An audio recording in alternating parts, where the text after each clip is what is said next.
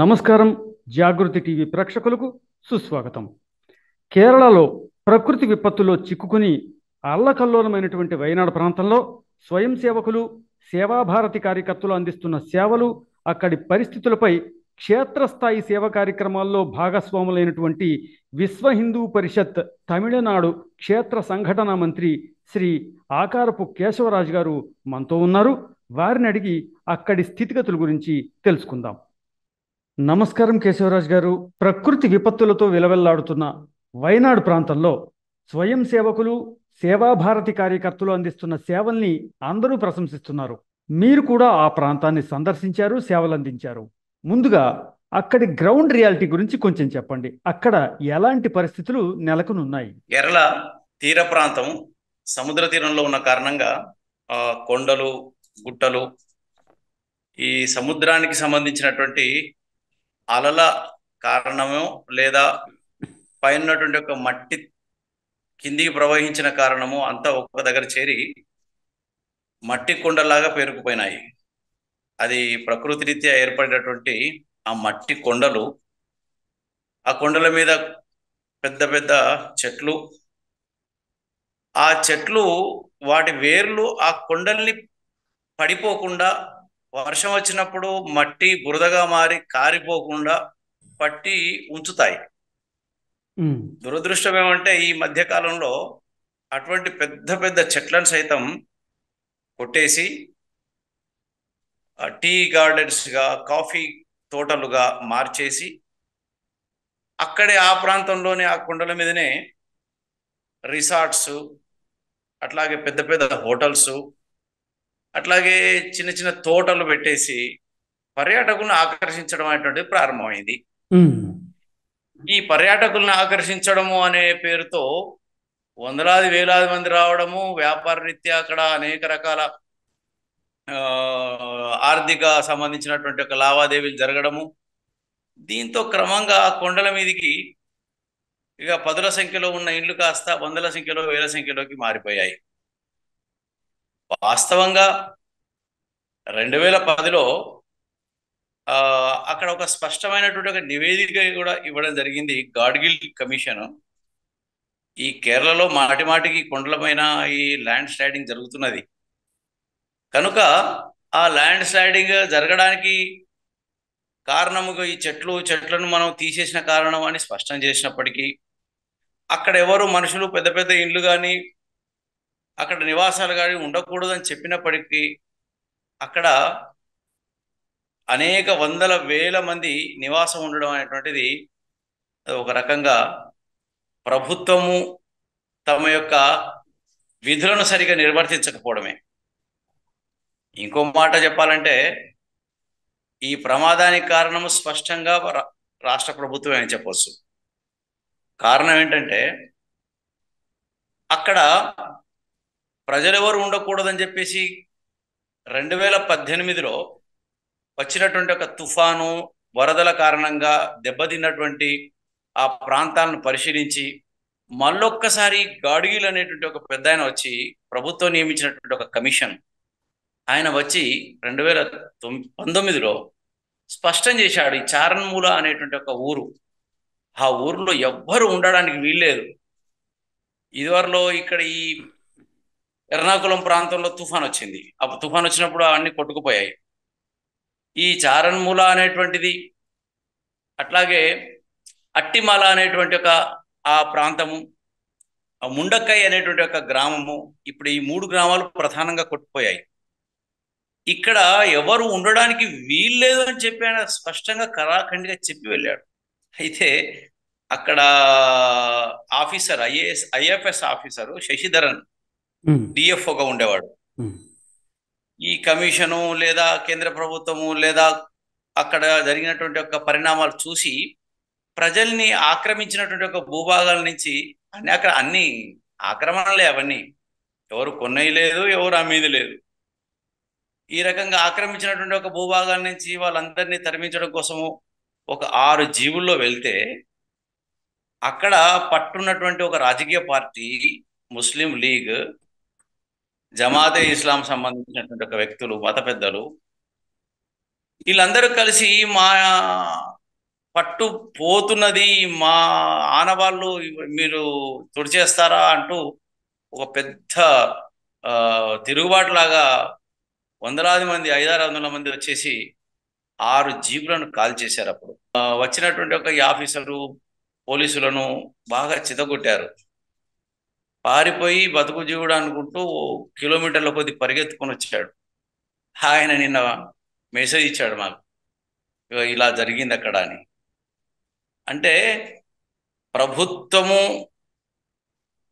పర్యాటక రంగము అంటూ మీరందరూ కూడా వయనాడు దర్శించండి అంటూ అడ్వర్టైజ్మెంట్లు ఇచ్చి ప్రజలందరినీ కూడా ఆకర్షించి ఈ రకంగా జరగడానికి కారణమైనటువంటి ఒక ప్రభుత్వమే వీళ్ళని హత్య చేసింది అని చెప్పక తప్పదు. కనుక నేను ఈ రకంగానే భావిస్తున్నాను. అంటే సార్, మీరు చెప్పిన ప్రకారం చూసినట్లయితే ఇది పూర్తిగా మానవ తప్పిదం అని చెప్పక తప్పదు. ఖచ్చితంగా మానవ తప్పిదమే. ఎందుకంటే ఒకవైపు నుంచి పెద్ద పెద్ద అనుభవం ఉన్నటువంటి ప్రభుత్వమే నియమించినటువంటి ఒక కమిషన్ రిపోర్ట్ ఇస్తే ఆ రిపోర్టు అమలు పరచలేనటువంటి యొక్క చేతగాని ప్రభుత్వము మరి ప్రజలను ఇట్లా బలిగొన్నది అని చెప్పి నేను చెప్తుంటాను. అంతకుమించి ఇంకేం లేదు. వీళ్ళేమో ఏదో బతుకు తెరువు లభిస్తున్నది, 4 డబ్బులు దొరుకుతున్నాయి, 10 మంది వచ్చి అక్కడ హోటల్స్ బిజినెస్ అవి ఇవి పెరుగుతున్నాయి అని చెప్పి అందులో పనిచేయడానికి వెళ్ళినటువంటి యొక్క కుటుంబాలు. వాస్తవంగా అక్కడ 20-30 కుటుంబాలు, కొన్ని గిరిజన కుటుంబాలు మాత్రమే ఉంటుండేవి. ఇప్పుడు అక్కడ వేల సంఖ్యలో చేరిపోయారు. దీనికి కారణం పర్యాటక రంగం పేరుతో ప్రభుత్వం ఇచ్చిన పర్యటనలే కదా. అయితే సార్, ఇప్పుడు బాధితుల్లో ఎటువంటి వారు ఉన్నారండి ఎక్కువగా? అంటే వ్యవసాయం మీద ఆధారపడ్డవారా, కార్మికుల, ఉద్యోగుల, మధ్యతరగతి వారా, మరీ నిరుపేదల? అక్కడ ఉన్న ప్రజల ఆర్థిక సామాజిక స్థితి అటువంటిదండి?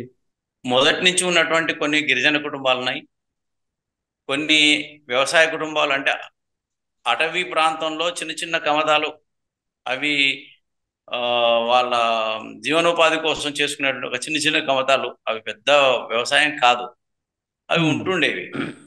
కాలక్రమంలో ఈ కొన్ని క్రైస్తవ మిషనరీలు, వాళ్లకు వెన్నుదన్నుగా ఉన్నటువంటి వాళ్ళు, మిగతా ప్రభుత్వంలో ఉన్నటువంటి కొంతమంది అంతా కలిసి అక్కడ టీ గార్డెన్స్ ప్రారంభం చేశారు. టీ గార్డెన్స్ పెట్టిన కారణంగా ఈ తమిళనాడు నుంచి వర్కర్స్ను తీసుకురావడం ప్రారంభమైంది.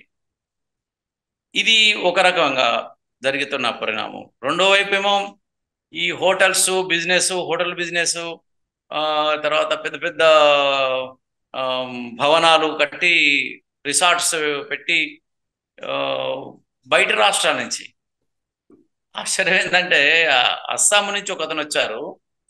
అక్కడ ప్రమాదాన్ని చిక్కుకొని అస్సాం నుంచి బాధితుడు అతడు చెప్తున్నాడు, చనిపోయిన వాడు మావాడే సార్ అని.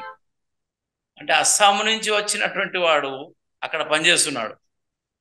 ఇంతేకాదు బంగ్లాదేశ్ నుంచి వచ్చినటువంటి వాళ్ళు, రోహింగ్యాలు, చొరబాటుదారులు, వీసాలు లేనటువంటి, ఆధార్ కార్డులు లేనటువంటి, ఓటర్ కార్డు లేనటువంటి వ్యక్తులు వందలాది మంది అక్కడ వచ్చి చేరిపోయారు. ఎంత బతుకుదేరు అనే పేరుతో ఒక విచిత్రమైనటువంటి ఒక పరిస్థితి అక్కడ నెలకొన్నది. అంటే అక్రమ వలసల్ని దారుణంగా ప్రోత్సహించారన్నమాట అండి. వీళ్ళే ప్రోత్సహించారు. అక్కడ ఉన్నటువంటి రాజకీయ నాయకుల ప్రోద్బలంతోనే ఫారెస్ట్ సంబంధించినటువంటి ఒక అధికారులను తరిమి కొట్టడం కూడా జరిగింది. ఇవన్నీ రాజకీయ ప్రోద్బలమైనటువంటి ఒక పరిస్థితులు నిర్మాణం అయినాయి.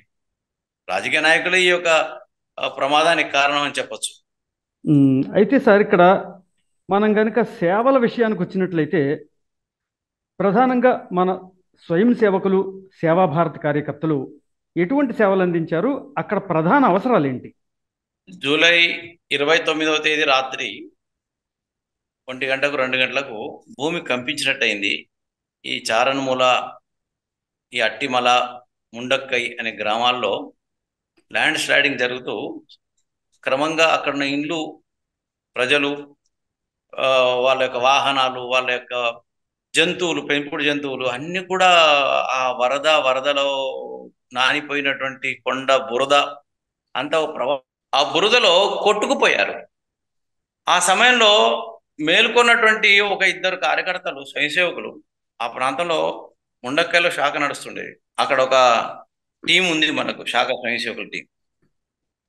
వాళ్ళు అందరినీ ఆ, హెచ్చరిస్తూ వాళ్ళందరినీ కొండపైకి కాకుండా కింద సురక్షిత ప్రాంతాలకు ఎక్కడైతే బాగుంటుందో చూసి తరలించేటువంటి ఒక క్రమంలో ఆ వరదలో చిక్కుకొని, అంటే 1 గంట నుంచి సంభవించినటువంటి ఒక ప్రమాదము అది క్రమంగా 3-4 గంటల వరకు కొనసాగుతూనే ఉన్నది. అవునండి. ఇక తర్వాత తగ్గిపోయింది అనుకున్నారు పాపం వీళ్ళు. ఉమ్. మళ్ళీ 7 గంటలకు స్టార్ట్ అయింది. అయ్యో. మళ్ళీ ఇంకో కొండ చర్యలు విరిగిపడడం. ఉమ్. ఆ కొండ చర్యలు విరిగిపడిన దాంట్లో ఇద్దరు స్వయంసేవకులు కనిపించకుండా వెళ్ళారు.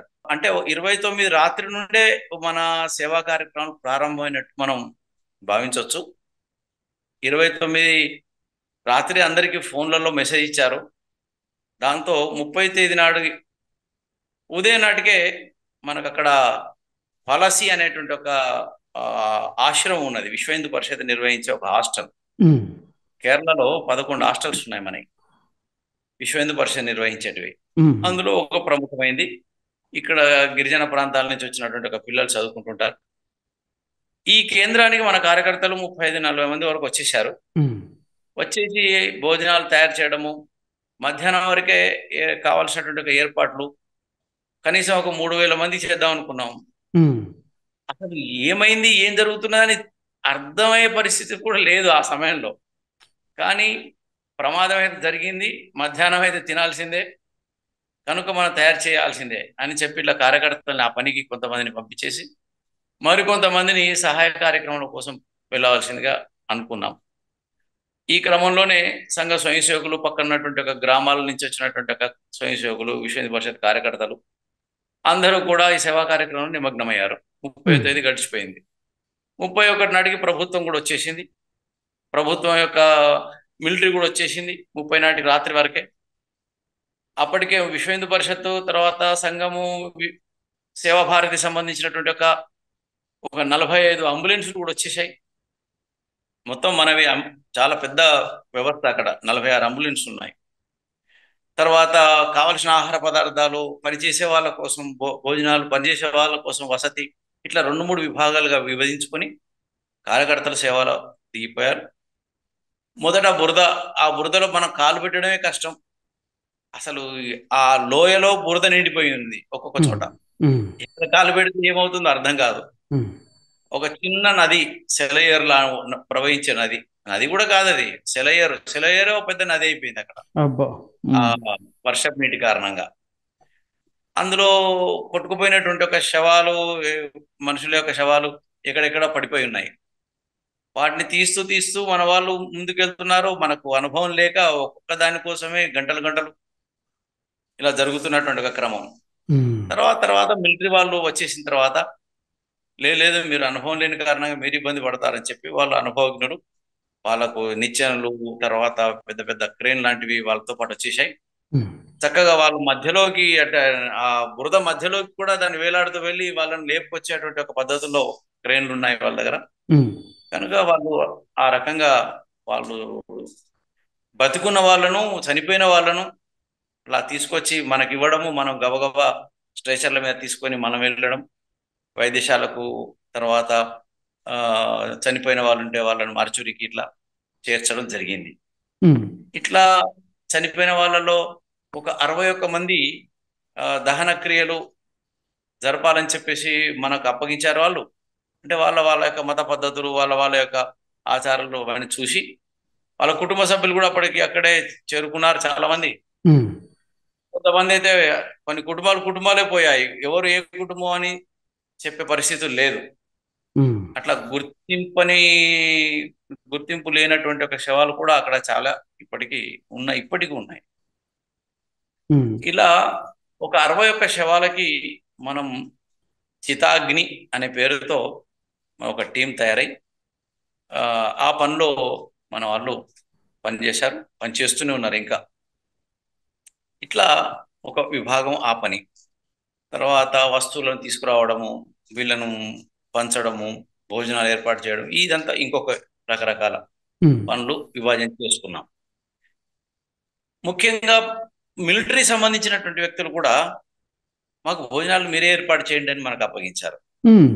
31వ తేదీ తర్వాత ఉమ్. వాళ్ళ టీం వాళ్ళు ఏర్పాటు చేసుకున్నారు. ఉమ్. మిగతా వాళ్ళ దగ్గరికి మేము వెళ్ళమండి, మాకు స్వయం సేవకులు మాకు మీ టీమే మాకు ఆ భోజనం ఏర్పాటు చేయాలని చెప్పారు వాళ్ళు. ఇట్లా ఇదొక మనకు మన మీద ఉన్న ఒక విశ్వాసంగా మనం భావిస్తున్నాం. రెండవది 70 కిలోమీటర్ల మేర ఈ కొండల మీదకి వెళ్ళి జారువారినటువంటి ఒక నీళ్ళల్లో కొట్టుకుపోయారు. 70 కిలోమీటర్ల దూరంలో కూడా ఒక శవం దొరికింది, మనిషి దొరికాడు, జీవంలో సగం కొన ప్రాణంతో ఉన్నవాడు దొరికాడు, ఒక జంతువులు దొరికాయి, పక్షులు దొరికాయి, కోళ్ళు. ఇటువంటి విచిత్రం అసలు మనం ఊహకందని విధంగా అక్కడ జరిగిపోయింది. ఇలా ఒక పెద్ద ప్రమాదం జరిగిన తర్వాత ఆ ప్రమాదాన్ని ఏమీ తెలుసుకోకుండా చనిపోయి వాళ్ళ గురించి చెప్పనటువంటి వాళ్ళు అట్లా ఎంతో మంది ఉన్నారు. ఆశ్చర్యం ఏంటంటే ఒక కుటుంబంలో వాళ్ళ భార్య కళ్ళ ముందు కొట్టుకుపోతుంటే, పిల్లవాడు కొట్టుకుపోతుంటే, భర్త కొట్టుకుపోతుంటే చూసి అసలు భయంకరమైన బాధను అనుభవించి ఆ బాధలో అసలు ఏం చేయాలో వాళ్ళకి తోచక మనం అక్కడ నిలబడ్డప్పుడు మన వైపు చూసేదే లేదు. వాళ్ళు ఎటేటో చూస్తున్నారు, ఇలా ఇట్లా ఇట్లా ఇట్లా అంత. వాళ్ళంతా అసలు పిడుచగట్టుకుపోయి ఉంటారు మన దగ్గర, అట్లా బిగుసుకుపోయారు మొత్తం. దీనికోసము ఒక కౌన్సిలింగ్ ఇవ్వాలి అనేటువంటి సూచన వచ్చింది మనకి. డాక్టర్స్ చెప్పారు. డాక్టర్స్ కూడా మనకు బెంగళూరు నుంచి హుటాహుటిన 9 బ్యాచ్లు అక్కడ నుండి 9 వాహనాలు వచ్చారు. వాళ్ళకు కూడా ఏర్పాటు చేశారు మన స్వయం సేవకులు. వీళ్ళంతా ఎక్కడ ఉండాలి, భోజనాలు ఎక్కడ, వాళ్ళకు ఇవన్నీ కూడా ఏర్పాటు చేయడం జరిగింది. ఇలా కౌన్సిలింగ్ కోసం మనకు సూచన ఇచ్చారు. దాని కొరకు మన కార్యకర్తలు వందలాది మందిగా వచ్చి కౌన్సిలింగ్ ఇవ్వాలి అని చెప్పేసి. అయితే ఎంతమంది ఉన్నారంటే 10,500 మంది వీళ్ళకు మనకు బాధితులు. అక్కడ షెల్టర్ 10,500 మందికి 93 షెల్టర్లు ఏర్పాటు చేసింది గవర్నమెంట్. 3 రోజులలో ఏర్పాట్లు అయిపోయాయి. ప్రభుత్వం ఇన్వాల్వ్ అయింది. మనం వెళ్ళిన తర్వాత అక్కడక్కడ సంబంధించిన యువజన సంఘాలు, తర్వాత ఎన్జిఓలు, స్థానికమైనటువంటి సంస్థలు కొంతమంది వాళ్ళు పరిగెత్తుకుంటూ వాళ్ళు కూడా వచ్చారు. దాంతో కొంచెం ఇబ్బంది జరగవచ్చునని చెప్పేసి ఒక్కొక్క సంస్థ మాత్రమే పేరుతో రావాలి ఎవరైనా అని చెప్పి అన్నప్పుడు మనము సహజంగానే సంఘము ముందుండాలి అని చెప్పి సంఘం సేవాభారతి పేరుతో మిగతా వివిధ క్షేత్రాల్లో ఏబీవీపీ, విశ్వ హిందూ పరిషత్తు, బిఎంఎస్ కార్యకర్తలు, వీళ్ళు మిగతా కార్యకర్తలు అందరూ కూడా సేవాభారతి పేరుతోనే మనందరం పాసులు తీసుకొని పనిచేయడం ప్రారంభమైంది.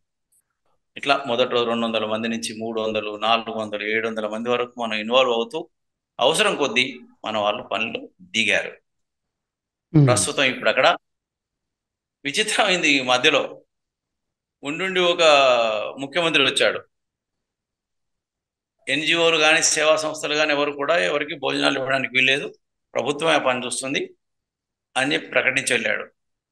రాత్రి ప్రకటించాడు, ఉదయం మన వాళ్ళకే మనం ఏర్పాటు చేశాం 5వ తేదీ నాడు.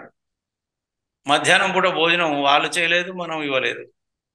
మనం ప్రతిసారి 4,000 మందికి 3,800 మందికి ఇట్లా వండి పెడుతుండే వాళ్ళం భోజనాలు.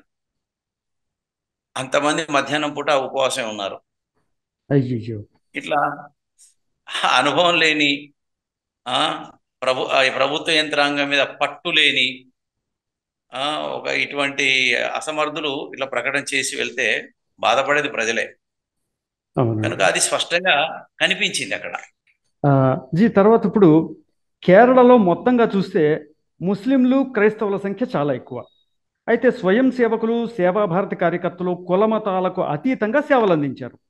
వీరి సేవల పట్ల స్థానిక ముస్లింలు, క్రైస్తవుల స్పందన ఏంటి? ఈ మధ్యనే ఒక సిఎస్సి చర్చి ప్రీస్ట్ కూడా ప్రశంసలు కురిపించినట్లు ఒక వీడియో సర్క్యులేట్ అయింది. మీరు గ్రౌండ్లో ఉన్నారు కాబట్టి వాళ్ళ నుంచి ఎట్లాంటి ప్రతిస్పందన వచ్చింది అనేది కాస్త తెలియచేయండి. సాధారణంగా మనము ఎవరికో భోజనం ఏర్పాటు కోసం నిలబడ్డాం. అక్కడికి కొంతమంది ముస్లింలు వచ్చారు. నీ కులం ఏంటి, నీ మతం ఏంటి అని అడిగి మనం భోజనం పెట్టాం. అవునండి.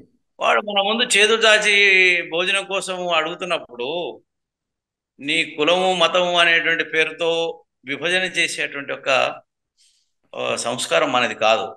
ఇది అనాదిగా మన ధర్మంలో శత్రువు కూడా మనల్ని యాచిస్తే వాళ్ళకి ఇచ్చేటువంటి ఒక పెద్ద ఆనవాయితీ మన చరిత్ర నుంచి మనం చూస్తున్నాం. ఇప్పుడు కూడా అంతే. ఎవరో దెబ్బ తగిలింది, వచ్చి మన శివభారతి టెంట్ కింద కూర్చొని ఏడుస్తున్నాడు. వాడు మందు పెడతాం, ఉమ్, గోళీలు ఇస్తాం, మందులు ఇస్తాం. అంతేగాని ఇతడు ఫలానా మతానికి చెందినవాడు కనుక మనం ఇవం పో అని మనం అనడానికి మనకు మనసొప్పదు. అలా చేయకూడదు, తప్పది. అవునండి. కానీ వాళ్ళు రెండో వైపు వాళ్ళు మాత్రము ఎవరెవరైతే వాళ్ళ వాళ్ళ మతానికి సంబంధించిన వాళ్ళను మాత్రమే వాళ్ళ రూములలోకి పిలిచి వాళ్ళకు వస్తువులు ఇచ్చేటువంటి ఒక విచిత్రమైనటువంటి పరిస్థితి కూడా మా కళ్ళ ముందే జరిగింది, అయ్యో. జరుగుతుంది. ఉమ్, ఎందుకు పాలమూరులో వరదలు వచ్చినప్పుడు కూడా అంతే జరిగింది కదా. ఉమ్, అక్కడ ఈ ఓవైసీ తీసుకుపోయినటువంటి ఒక కర్నూలులో జరిగినటువంటి ఒక వరదలప్పుడు కూడా ఓవైసీ తీసుకుపోయినటువంటి ఒక వస్తువులను పంచడం కోసం మసీదులో పెడితే పాపం పేదవాళ్ళు, బాధితులు, వరదల వరద బాధితులు నిలబడితే వరుసలో 2 గంటలు 3 గంటలు నిలబడిన తర్వాత అక్కడికి వచ్చిన తర్వాత ఉమ్. మీకు ఎవరని చెప్పేసి పంపించినటువంటి నేను నా కళ్ళతో చూశాను. కనుక వాళ్ళ స్థాయి అది. మనం వాళ్ళతో చూసుకోవడానికి లేదు, వాళ్ళతో గురించి మాట్లాడడానికి కూడా లేదు.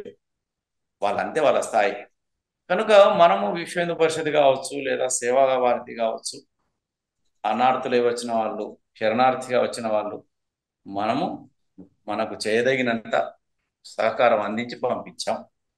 అది సరే, అయితే ఈ మొత్తంగా చూసినప్పుడు ఆ ప్రాంతం కోలుకోవడానికి ఎంతకాలం పట్టొచ్చని మీ అంచనా?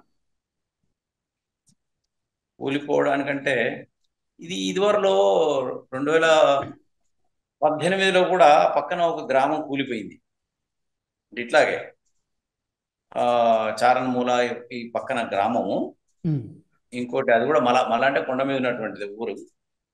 అది కూలిపోతే 148 కుటుంబాలు ఆ, వాళ్ళ యొక్క ఇండ్లు కూలిపోయి వాళ్ళు శరణార్థులుగా మారిపోయారు. అయితే వాళ్ళకు ప్రభుత్వం ఇల్లు కట్టిస్తా అన్నది. ఉమ్, ఇప్పుడు 3వ వంతు కూడా కట్టించలేదు వాళ్ళకు. అయ్యో. ఇప్పుడు వాళ్ళంతా ఎక్కడెక్కడో ఉన్నారు. ఇప్పుడు అసలు ఎప్పుడు కూలిపోతాయి, ఎన్నడు కూలిపోతాయి, అసలు కూలిపోతాయా లేవా అనేది మనం చెప్పడానికి అయితే లేదు. ఉమ్, ఎందుకంటే ప్రకృతి వైపరీత్యం ఎప్పుడు ఎట్లా సంభవిస్తుందో మనం చెప్పలేం కదా. అవునండి. కనుక ఇదివరలో పక్కన ఉన్నటువంటి గ్రామాలు కూలిపోయాయి, ఇప్పుడు ఈ కూలిపోయాయి.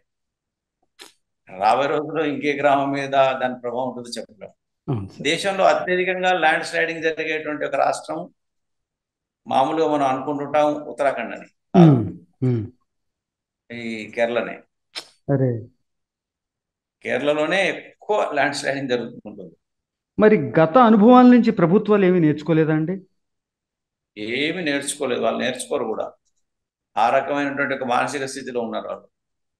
ఇప్పుడు కమిషన్ నివేదిక ఇచ్చింది, సూచనలు ఇచ్చింది, అనేక రకాల కేంద్ర ప్రభుత్వం నుంచి సలహాలు సూచనలు వచ్చాయి, ధనం ఇచ్చారు, వస్తువులు ఇచ్చారు, అన్ని తీసుకున్నారు. ఇక్కడ ల్యాండ్ స్లైడింగ్ జరిగిన తర్వాత 48 గంటలకు వచ్చారు. 40 గంటలకు అంటే ఎమర్జెన్సీగా పనిచేసేటువంటి యంత్రాంగాన్ని నిర్మాణం చేసుకోలేకపోయింది కేరళ ప్రభుత్వం. ఉమ్, ఉమ్, ఇప్పుడు సముద్రాల్లో ప్రయాణం చేసినప్పుడు అలలు తగిలినప్పుడు లేదా కొట్టుకుపోయినప్పుడు ఇమీడియట్ గా తీసుకుపోయే వ్యవస్థ తమిళనాడులో ఉంది. వెంటనే వాళ్ళని రక్షించుకునే వ్యవస్థ, కొన్ని పోర్టుల నుంచి వెళ్ళిపోతుంటారు వాళ్ళు. ఉమ్, ఉమ్. కానీ ఇక్కడ ఆ రకమైనటువంటి వ్యవస్థ కూడా తక్కువే.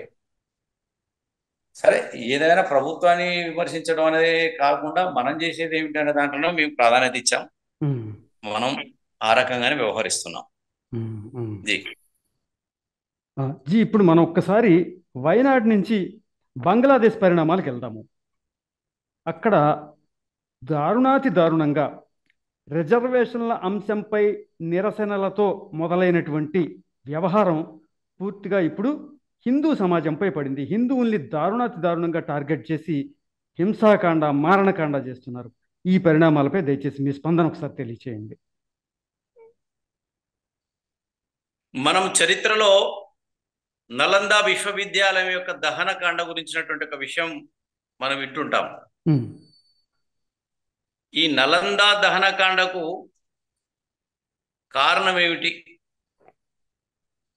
అట్లాగే ఆఫ్ఘనిస్తాన్లో బుద్ధ విగ్రహాన్ని ధ్వంసం చేయడానికి కారణం ఏంటి,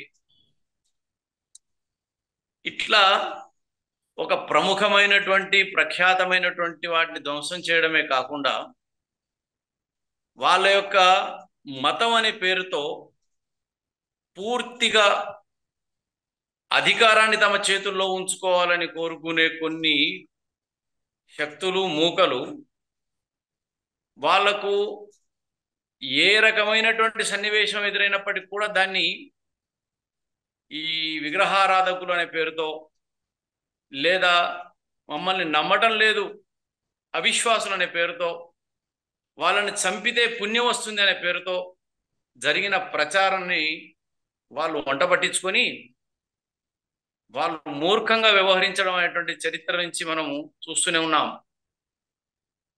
అటువంటి పరిణామమే ఇవాళ బంగ్లాదేశ్లో సంభవించింది. ఒక సాధారణమైనటువంటి ఒక వ్యక్తి, అతనికి హసీనా ప్రభుత్వంతో సంబంధమే లేనప్పటికీ అతన్ని ఇంటిని కాలబెట్టడము, అతడు పూజించేటువంటి ఒక దేవతా విగ్రహాన్ని ధ్వంసం చేయడము, ఇస్కాన్ దేవాలయం ఈ మూర్ఖులకు అనేక వందల వేల మందికి రోజు భోజనాలు పెట్టేటువంటి ఒక కేంద్రం. అది ఉచితంగా భోజనం ఏర్పాటు చేశారు అక్కడ. అటువంటి ఇస్కాన్ దేవాలయంలో తిన్నింటి వాసాలు లెక్క పెట్టినట్టుగా ఆ ఇంటిని, ఆ ఆలయాన్ని ధ్వంసం చేసినటువంటి ఒక సన్నివేశం కన్న ముందు కనబడుతున్నది. ఇటువంటి ప్రేరేపితులైనటువంటి ఒక వ్యక్తులు ఏదో ఒక సాగు చూపిస్తారు. ఇది రిజర్వేషన్లు అని ఒకడు, లేదా షాహీన్ బాగ్ అని ఒకడు, లేదా ఇంకా ఏదో దేశంలో మా యొక్క ప్రవక్త గారిని లేదా ఇంకెవరినో తిట్టారనో, లేదా ఆయన యొక్క కార్టూన్ వేశాడనో ఏదో ఒక సాకు చూపించి ఆ సాకుతో సాధారణ ప్రజల్ని ఇబ్బందులు పెట్టడమే కాకుండా వాళ్ళను హత్య చేయడము, వాళ్ళ మానవ ప్రాణాలను హరించడము ఎంత ఘోరం అంటే, ఇవాళ వీళ్ళు రిజర్వేషన్ల గురించి మాట్లాడుతున్నటువంటి ఈ ప్రచారం చేస్తున్నటువంటి ఒక పెద్ద ఒక ఈకో సిస్టమ్. రిజర్వేషన్స్ ఎవరికి రిజర్వేషన్స్, ఎందుకు రిజర్వేషన్స్, ఎవరికి ఇచ్చారు? మీ దేశ ప్రజలు మీ వాళ్ళకు, మీ మతానికి సంబంధించిన వాళ్ళకి ఇచ్చారు కదా, దానికి హిందువులకి ఏం సంబంధము? అంటే ఎటుదిరిగి అక్కడ హిందువులను తుడిచివేయాలనేటువంటి ఒక విచిత్రమైన ఒక దుస్సంప్రదాయానికి చాలా సంవత్సరాల నుంచి వీళ్ళందరూ పాల్పడుతున్నారు. ఇది ఒక రకంగా వాళ్ళ యొక్క గొయ్యి వాళ్ళే తవ్వుకుంటున్నారు. సాధారణమైనటువంటి హిందువు ఎవరిని ఏమనకుండా శాంతిప్రియుడిగా ఉంటాడు. కానీ ఎన్ని సంవత్సరాలుగా ఇటువంటి దుర్మార్గాలు సహించినప్పటికీ, అతని యొక్క పరివారము అందరినీ కోల్పోయినప్పటికీ సహనంతో ఉంటూ ఎన్నడో ఒకరోజు తిరుగుబాటు వస్తుంది. ఆ తిరుగుబాటును ఎవడు భరించలేడు. వాళ్ళందరూ కూడా శలభాల్లా మాడి మసి కావాల్సిందే. అది చరిత్రలో మనం చూశాం. అటువంటి సన్నివేశం ఎదురుగాక ముందే మళ్ళీ సాధారణమైనటువంటి ఒక పరిస్థితులు నిర్మాణం కావాలని కోరుకుంటాం. బంగ్లాదేశ్లో జరిగినటువంటి ఒక హిందువుల మీద జరుగుతున్నటువంటి దాడులకు విశ్వ హిందూ పరిషత్ తీవ్రంగా ఖండిస్తున్నది. హిందువుల మీద జరిగినటువంటి ఒక ఈ ఆక్రమణలు, అత్యాచారాలకు వెంటనే ముగింపు పలకపోతే దేశవ్యాప్తమైనటువంటి ఒక ఆందోళన కూడా చేస్తామని చెప్పి మేము తీవ్రంగా ప్రకటిస్తున్నాము. తీవ్రంగా తీసుకొని దీన్ని మేము కింది స్థాయి వరకు కూడా, గ్రామ స్థాయి వరకు కూడా కార్యకర్తల్ని సమాయత్తం చేస్తున్నాము. ఈ రకమైనటువంటి ఒక ప్రకటన మేము చేస్తున్నాము. సో మొత్తంగా మనం అటు వైనాడు పరిణామాల నుంచి కానీ, ఇటు బంగ్లాదేశ్ పరిణామాల నుంచి కానీ, రెండిటి నుంచి కూడా మనం సంపూర్ణమైనటువంటి అవగాహన ఏర్పరచుకోవాలి. వాటి నుంచి పాఠాలు నేర్చుకోవాలి, అప్రమత్తంగానూ ఉండాలి. సో ఈ నేపథ్యంలో మాకు సమగ్రమైనటువంటి అవగాహన కలిగించినందుకు ధన్యవాదాలు తెలియజేస్తున్నాను సార్. మరో సందర్భంలో మళ్ళీ కలుసుకుందామండి. అయ్యా నమస్కారం అండి. నమస్కారం సార్. నమస్కారం. జై శ్రీ.